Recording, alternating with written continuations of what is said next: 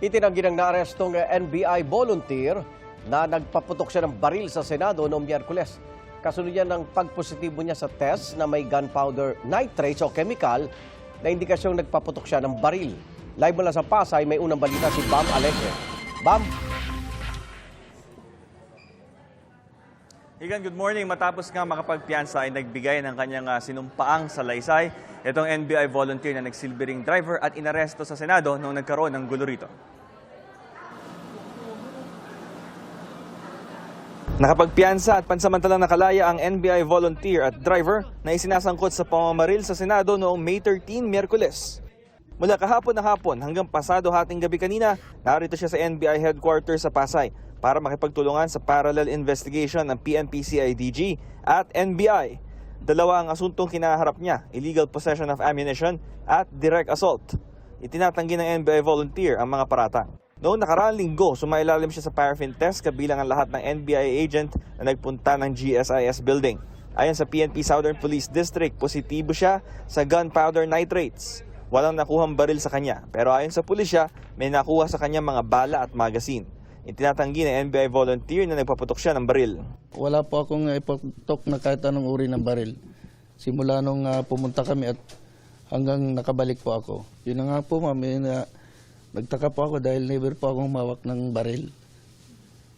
Nung araw na yun, hanggang makarating kami doon, nakabalik ako. It's one of the things that we're looking at, pero inconclusive naman kasi yung sa test na yun eh.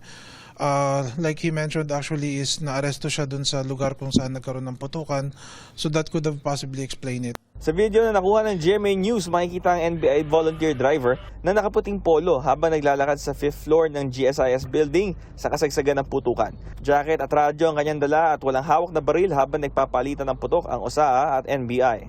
What we've seen so far is there's a video of him nung nahuli siya, and it clearly shows kung nasaan siya at kung paano siya umakto nung nahuli siya. Makikita naman hindi siya nagpapaputok nung time na yon, and makikita na civil yung kanyang pakipag-usap sa umaresto sa kanya nung time na yon. Nilinaw rin ng NBI volunteer kung ano ang papel niya sa ahensya. Ako ay napag-utusan lamang po. Ako ay isang volunteer lang ng NBI.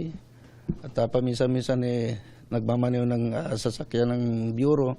Bilang isang volunteer po,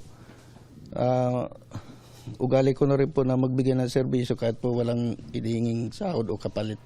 Dahil po ako before, ako po ay isa ring reservist ng Philippine Army 2012 until now.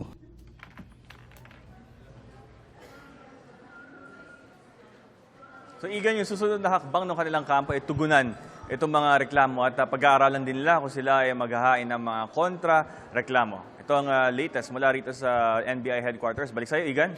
Bam, may paliwanag ba yung NBI volunteer sa mga nakuha raw ng pulisya sa kanya? May hawak siyang bala at magazine.